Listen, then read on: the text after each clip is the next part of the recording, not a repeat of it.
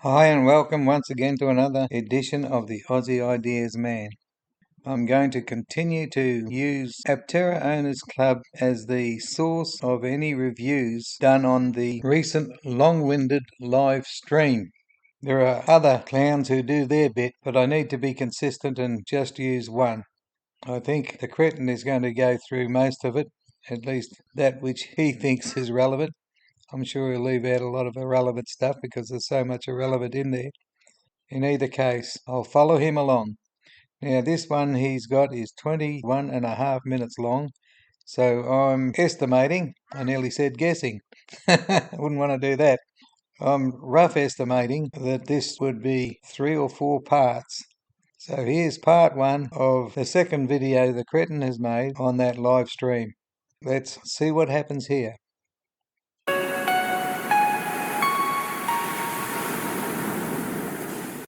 Hello everyone, it's Steve with Aptera Owners Club. On June 28th, 2024, Aptera had a live stream. It was at noon. If you guys missed it, go to their YouTube page and under live streams, you can see it. It's public. And honestly, it was one of the best videos that Aptera has put out in a while. It was very free-flowing. Felt less scripted, much more natural. And you got the feeling that you were getting like kind of a private tour of Aptera. And the best part was they brought in multiple engineers and they talked about what they're doing. And overall, I left watching the video feeling very hopeful and really good about the position that Aptera is in. So I thought it was great. My opinion is that it was rubbish. And I left the end of that boring hour and 17 minutes or so thinking I'd wasted 1 hour and 17 minutes of my life. Nevertheless, it's the source of plenty that we can talk about, so not all lost in watching it. It's amazing how different people can watch the same thing and get completely different opinions about it. So my aim is to put to people my side of the fence. And you should watch it. I thought that I would hit some highlights. There were lots of information in there that we did not know, and let's just get right into it. Too many, but let's check out. Here's PI1, right? And then so there's 2 of these things. This is the one from JEC World, you know, that composites thing that they had in Paris. Remember, Audra and Chris went to Paris and they had this exploded view one. Now they've put the solar on it. And then here's PI1, the one where they're doing all the wiring stuff. And this is the Bing. Drive the Lightning had already shown that there were 2 of these things. This static display here that's not going to do any more because it's assembled in a peculiar fashion for display purposes only. And of course on the right, the Bink that they've had for about 3 months now. Yes, it's 3 months today, I think. That Bink that, as you can see, has not been worked on much at all. Bing from Paris. So you can see we put the PI solar panel on this one, so it has it looks great. Glass panel. That just looks awesome. Really cool. So pretty, it's so lightweight, and does everything that it needs to do to produce 40 miles a day worth of solar energy for your transportation needs. That particular thing he pointed to can never give you 40 miles of solar per day. You need the dash, the roof, and the rear hatch if you're going to get that. He's a little loose with how he describes things. This guy is never concerned about the truth. But you can see this one exploded, and Chris and Audra were in Paris showing everyone how amazing our body structure is. But here's what it looks like when it's actually assembled and bonded together. The electrical team's been working really hard on making the wiring harness and making everything fit and flow and connect well and get to the right places. But really cool to see the air handler in the first vehicle here. Yeah, let's check it out. The team's been doing a lot of fitment checks, so components go in and out. This is one of the components that is currently in the bank, but I'd say a lot go in and out. What I like about, seeing this one is not only is it in here, but also, the little things get passed through, right? So this is like the connection. It has a little grommet. You can see right there. So like everything has a place, and then this is another place where it goes through, which is pretty cool. There have not been components going in and out. At least they've never shown any. And from what we can see here, they must go out every time one goes in. All right, a lot of people have a lot of questions about our drivetrain. Do you want to give an update? Okay, guys, this is the important one. This is the one that we've all been wondering about. Yeah, we're working hard on implementing the first production drivetrain into our vehicle. We've already gone through a lot of testing and calibration, but really we're pushing to get the vehicle into production as quickly as possible and get a drivetrain that's proven and something that we can put to mass market very, very quickly.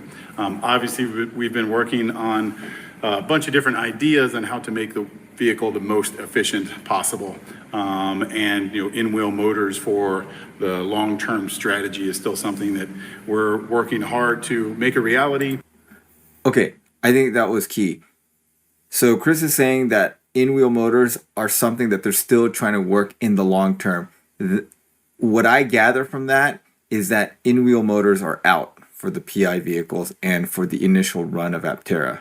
Let me know if you guys think differently, but let's back up and listen to this again. I'll let you know what I think.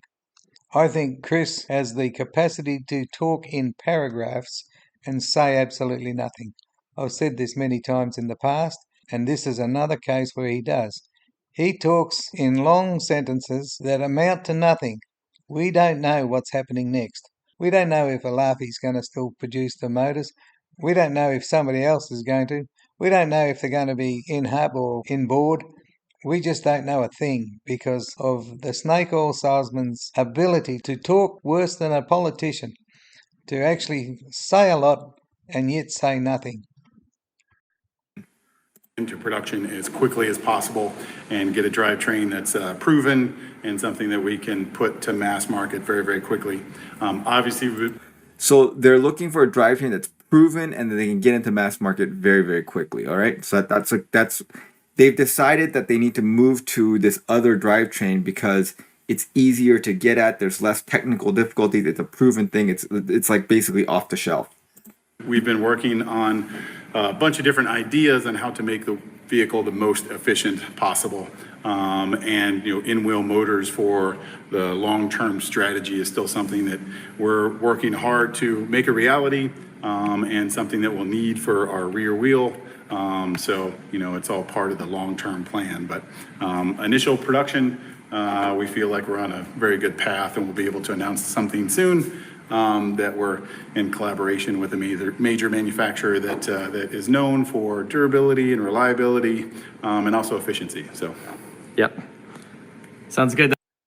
Okay, so what I gathered from that is that they're still planning to do the in-wheel motor down the line in the future, and they say they need it for the rear wheel drive system.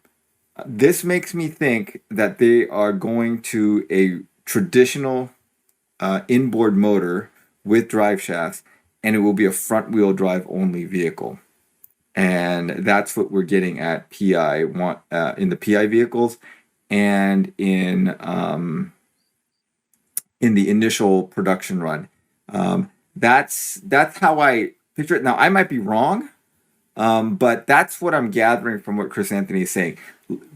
Please let me know if you feel differently after listening to this. But that's kind of like the feeling that I'm getting, or that's how I'm understanding what he's saying right now. That's all.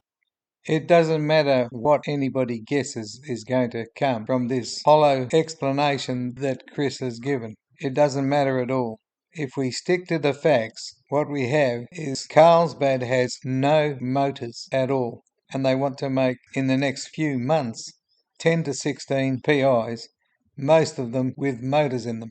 The facts are there are none now, and that's all we need to know. Who cares about hollow promises? Who needs to guess what might happen? Stick to the facts. That's all we can say right now, everybody, unfortunately. But you're gonna love when we can make the announcement. Some more cool stuff. I know we just did a video on some of the wiring harness and electrical engineering stuff, but this air handler is cool. It's something that we licensed from a vehicle platform from Cherry Automotive.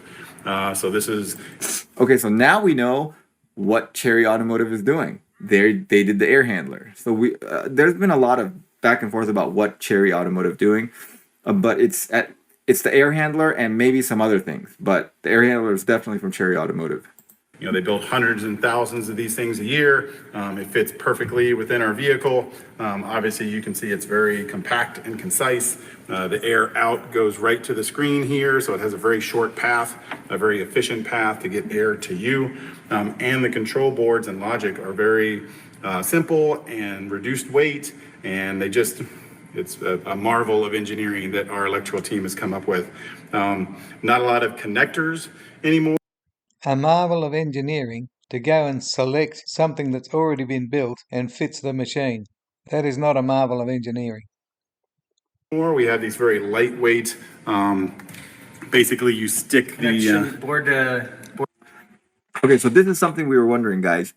What they're saying as these are board to wire connectors. And what you can see is these are like little cylindrical things that are soldered onto the PCB. And then you push the wire in and there's some tool that like sets it in there. So these are not soldered. So it would not be hand soldering, because there was some concern in the comments when I mentioned maybe it was soldered or someone looked into this. They thought, well, like a cold solder joint, especially in places where there's vibration, like in a car, is going to fail. And so that would be bad. Well, they're not soldering. So that's very good. So they have these things. Now, here's my question is, there's multiple of these wire to board connectors, and we've seen them on all kinds of PCBs, like they look like this or like this or like this, like little ribbons or like this. There's lots of different kinds, but it looks like they're going with these single ones. Now, is this the production PCB? Is this the way they're going to do it? I'm not sure. To me, it seems like this is just going to take some time, because like someone is going to have to like push in 1, 2, 3, 4, 5, 6, 7, 8, 9, 10, 11, 12, 13, 14, 15, 16, 17, 18, 19, 20, 20, 21 wires. Oh, wait, 22, 23, 24, 20, 25 wires onto this PCB. And then individually put them in, and then individually use some kind of tool to like lock these wires in place. That's going to take like a minute or 2 or 3 or 4. It's going to take a while. If they use some connectors like these, you just snap them in. So like obviously you can't have a connector like this to snap in if they're coming from different areas, like this one and this one together. But you could at least have like these. You could at least separate to like 1, 2, 3, 4, 5, 6 of them instead of 21, and then have those in. So I don't know. This is something I would like to ask them. Is this the final design? If so, maybe there's some advantage to this that I'm not aware of, and putting these individually is better. Maybe it gives them more flexibility. I'm not sure. Maybe it's cheaper, maybe it's lighter, but it seems like it is more labor intensive to do this many rather than to have like ones that you hook up 7 wires at once with, like with one of these connectors. Seems like that would be the more standard way. But anyways, the good news is it's not soldered. And I trust that they have some good reason to be doing it this way. I don't have to criticize when the cretin's doing a great job of it himself. This looks like a backyard operation, and he's picked up on it. Board to wire connections. Board to wire connection is something that's very new, but something that's automotive grade and stands up to shake and vibe and 20-year durability. But something that you don't actually have to crimp a connector onto. So they're just 10 wires and they get pressed into place, and that's it. The board is connected and ready to connect to whatever device you want, but no need for any bulky enclosure. The boards are conformally coated, so they're environmentally protected, even though they're in the vehicle and won't really see a lot of humidity or wetness or dirt or anything like that. But it's the lightest weight, most efficient, least error-prone thing possible. The number one failure for a lot of new vehicles and motorcycles is the wiring harness at the connectors. The connectors are the number one failure point. So the more we can reduce connectors, the better. And it really looks like we've done a lot of work there. The B-pillar board is pretty cool. Yeah, we're actually going to have one of the engineers. So you look here, again, they're using these single wire connectors in here. So I trust that they have a very good reason for doing it this way.